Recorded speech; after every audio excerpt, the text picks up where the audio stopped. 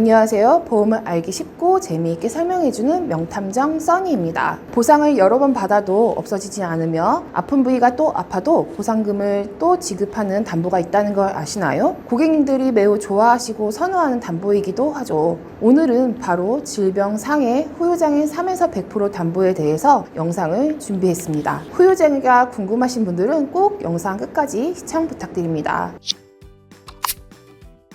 질병 상해 후유장애 3에서 100% 담보는 치료가 끝나고 6개월 이상 일상생활에 지장이 있는 경우 의사의 판단으로 더 이상 호전이 되지 않겠다고 판단 시 보상을 받을 수 있는 담보입니다. 흔히 많은 분들이 장애와 장해를 헷갈려 하시는데요. 장애는 나라에서 등급으로 정해주고 장해는 앞서 이야기한 것처럼 의사의 판단으로 정해집니다. 의사가 판단하는 기준은 일상생활 기본 동작, 제한 장애표를 기준으로 합니다. 이동 동작, 음식물 섭취, 배변 배뇨, 목욕, 옷 입고 벗기 등 5가지 행동으로 기준합니다. 예를 들면 질병 또는 상해 후유장애 3에서 100% 담보가 1억 가입이 되어 있다면 이동 동작에서 목발 또는 보행기를 사용하지 않으면 독립적인 보행이 불가능한 상태 20%, 음식물 섭취에서 독립적인 음식물 섭취는 가능하나 젓가락을 사용하여 생선을 바르거나 음식물 자르지 못한 상태를 5%, 옷 입고 벗기에서 상하의 의복 착탈 시 다른 사람의 계속적인 도움이 필요한 상태 10%, 총 35%의 후유장애 진단을 받았다면 가입 금액의 1억 원의 35%, 즉 3,500만 원의 보상금을 지급받게 됩니다. 후유장애 부위별 장애 시 보장 예시를 보면서 말씀드리면 신경계 또는 정신장애, 즉 루게릭 또는 치매 관련으로 CDR 척도 점수 3에서 5점 시 40%에서 100%까지 보장이 가능합니다. 예를 들면 약간의 치매 시 CDR 척도 2점을 받게 되는데 이때 40%의 후유장애로 질병 후유장애 5천만 원을 가입했다고 하면 2천만 원을 보상받게 됩니다. 다음으로는 후유장애에서 제일 보상이 많이 나가는 척추질환은 추간판 탈주증으로 약간의 신경장애 시 프로 후유장애 진단금을 받게 됩니다. 실제로 저의 고객님은 교통사고가 나서 척추에 핀 삽입을 받게 되어 40%의 장애로 보상을 받았습니다. 그리고 핀 삽입 제거 후에는 일상생활에 지장이 없이 생활 중이고요. 또 많이 하는 수술 중에 다리에 인공관절 수술이 있는데요. 인공관절 수술 시에는 후유장애 20% 보상을 받게 됩니다.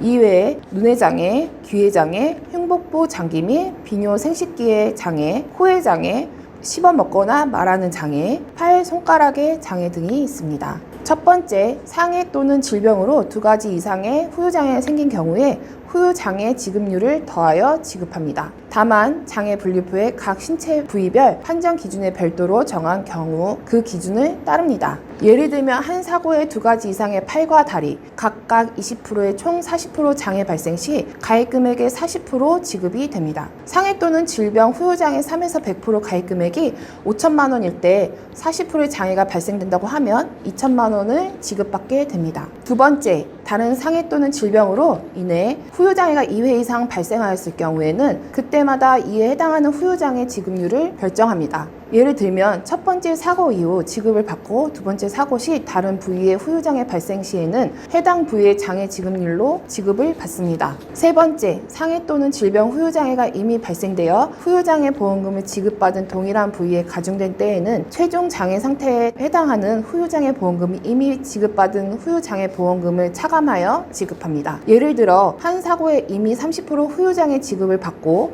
추후 동일한 사고로 추가 후유장애 10%가 더 발생하였을 때도 이미 30% 지급을 받았다면 추가 10%만 지급이 됩니다. 또 이 담보의 장점은 암, 뇌, 심장 진단비처럼 한 번 받고 없어지는 담보가 아니고 계속 남아있는 후유장애 발생 시마다 받을 수 있다는 점입니다. 또 정말 머리부터 발끝까지 넓은 보장으로 받을 수 있다는 장점도 있고 더 좋은 장점은 치매뿐만 아니라 신경계통의 루게릭 등 따로 진단비를 가입할 수 없는 질환도 해당이 된다는 점입니다. 단점은 앞에 이야기를 했듯이 질병 또는 상해로 치료가 끝나고 180일 경과 후에 호전이 없을 시 진단비가 나가는 부분이라 다른 진단비와 다르게 시간이 걸린다는 게 단점입니다. 단 질병으로 기능을 상실하였을 경우에 일상생활 기본동작 제한 장애표 기준에 맞는다면 180일 경과하지 않아도 가능합니다. 실제 사례로 몇 년 전 아는 동생으로부터 본인의 고모부를 소개받은 적이 있습니다. 새로 가입하는 고객은 아니고 루게리라는 변명으로 진단을 받았고